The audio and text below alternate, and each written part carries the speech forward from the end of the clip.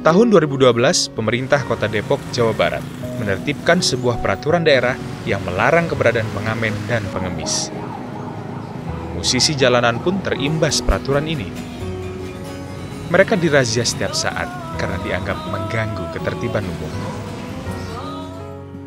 Setahun pasca Perda diberlakukan, Institut Musik Jalanan lahir di Kota Depok. Di Kota Depok, Jawa Barat yang letaknya tak jauh dari Jakarta, ada sebuah wadah yang menjadi tempat bagi para pemusik jalanan untuk mewujudkan mimpi mereka terjun ke dunia musik yang lebih profesional dan diberi nama Institut Musik Jalanan.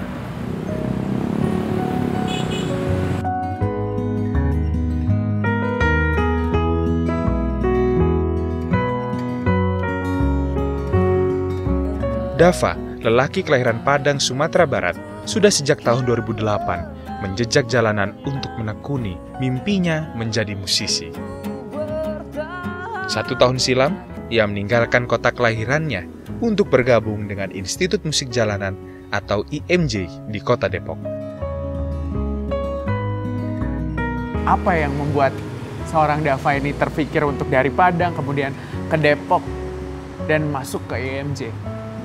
Ya mungkin panggilan jiwa juga sih, kalau bagi saya itu passion saya kayaknya, maksudnya ya udah kerja kemanapun tapi tetap gitu, musik itu tetap saya mainkan gitu. Setelah tahu Institut Musik Jalanan membuka audisi dari Padang, dia bilang lu punya karya, lu pernah ngamen, ya itu ada gitu syarat di kita, dan saya yakini ya udah gue jalanin. Institut Musik Jalanan dibentuk oleh 3 orang sahabat pada akhir tahun 2013.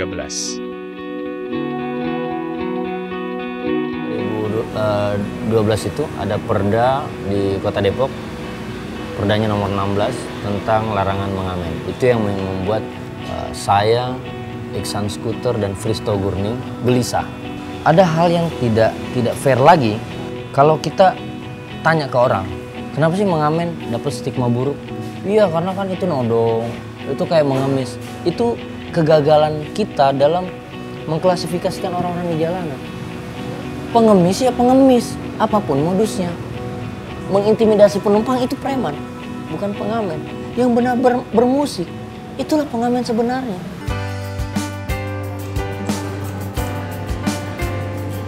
Karena 2 pendiri lain tinggal di luar kota, kini Andi Malewalah yang sehari-hari mengurus IMJ di Depok. Kenapa mereka ada di jalanan? Karena mereka tidak punya kesempatan untuk bermain ke industri musik Indonesia. Kalau tidak ada kesempatan, tidak ada tempat, tidak ada ruang berkarya, dan tidak ada solusi bagi mereka yang mengamen, sadar nggak sadar perda ini akan melahirkan bibit-bibit kriminal baru di jalanan.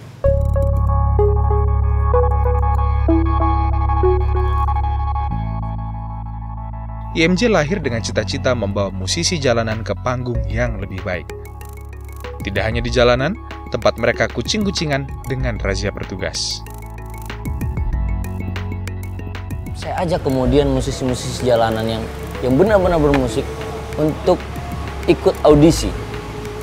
Kenapa audisi? Karena saya dan teman-teman saya di Institut Musik Jalanan ini tidak punya banyak uang untuk membuat album kompilasi dalam jumlah banyak. Akhirnya dapatlah kami 8 orang musisi jalanan yang punya karya.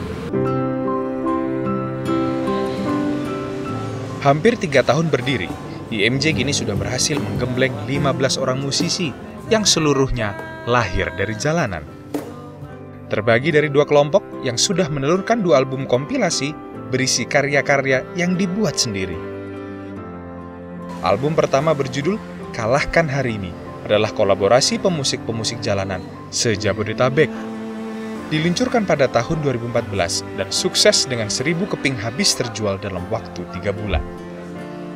Uniknya, album pertama dijual di jalanan.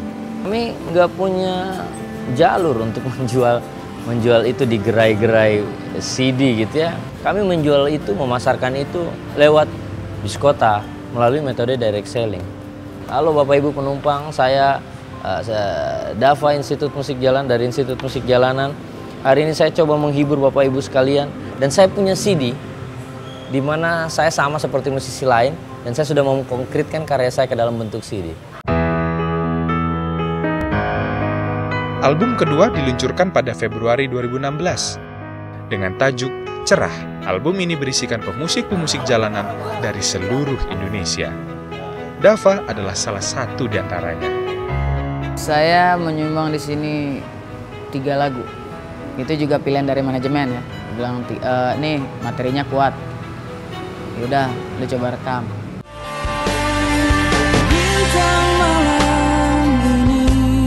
Di album kedua, IMJ mulai masuk ke aplikasi iTunes, juga membuat video klip. Hujan yang tak berhenti, bekatkan sepiku di malam ini.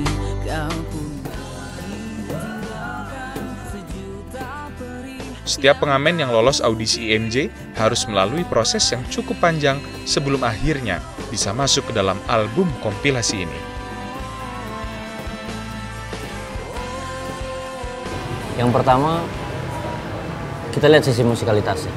Musisi itu paling tidak dia punya skill untuk bermain musik, alat musik kah.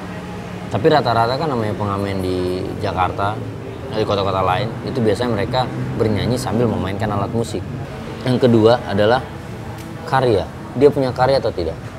Yang kita lihat, yang ketiga adalah orisinal atau enggak.